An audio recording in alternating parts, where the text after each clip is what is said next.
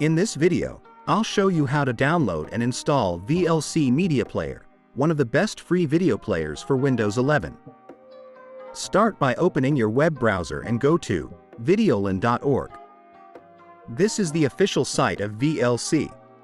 Click on the orange Download VLC button on the homepage. The installer will begin downloading automatically. Once it's finished, open the file. In the setup window, choose your language, then click OK. Click Next, then click Next again to accept the license agreement, and then one more time Next to accept the default components.